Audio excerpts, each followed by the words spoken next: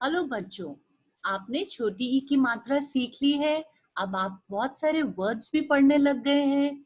आज हम आपकी पुस्तक से चिड़िया रानी इस कविता को गुनगुनाएंगे। मैं आपको इस कविता को पढ़कर सुनाऊंगी। आप ध्यान से सुनिए मैम कैसे पढ़ रही हैं। उसके बाद आप भी इसको रिपीट करने की कोशिश करेंगे। एक बार पढ़ने के बाद मैं आपको इस पोएम को, इस कविता को एक्सप्लेन करूंगी। चलिए शुरू करते हैं। चिड़िया रानी फुदक फुदक कर ची ची चू चू गाती हो, फर फर फर फर करती रहती, आसमान तक जाती हो। मेरे भी पंख होते तो मैं भी अंबर तक जाता, पेड़ों के ऊपर जा बैठ मीठे मीठे फल खाता। बहुत सुंदर कविता है बच्चों। ये कविता है इस बच्चे और चिड़िया के बीच में बातचीत।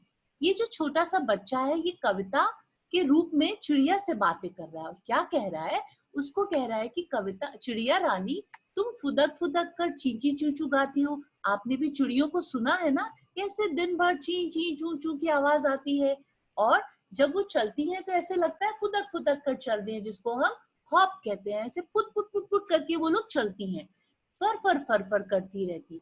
और फर फर क्या होता है, जब चिड़िया उड़ती है तो उसके पंखों से ऐसी आवाज आती है, फर फर की आवाज आती है और वो उड़ते हुए कहाँ चली जाती है, आसमान तक जाती है। फिर वो बच्चा सोचता है और चिड़िया को कहता है कि मेरे भी पंख होते तो, अगर मेरे पास भी पंख होते मैं भी अंबर तक जाता। अंबर तक मतलब मैं भी आसमान तक जाता। जैसे वो चिड़िया को आसमान तक उड़ते हुए देखता है ना, ऐसे वो भी उड़ के आसमान तक जाना चाहता है। और उसके बाद पेड़ों के ऊपर जा बैठ, फिर वापस उड़ के वो पेड़ों के ऊपर बैठकर क्या करना चाहता है, मीठे मीठे फल खाता।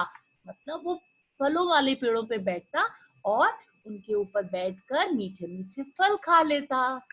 कितनी सुंदर कविता है। अब आप लोग सब इसको लर्न करने की, गुनगुनाने की कोशिश करेंगे ना। ओके बच्चों, हैप्पी लर्निंग। और जल्दी से इसको लर्न करके पहले अपनी मम्मा पापा को सुनाएंगे, फिर जब स्कूल आएंगे तो मैम को सुनाएंगे। बाय बच्चों।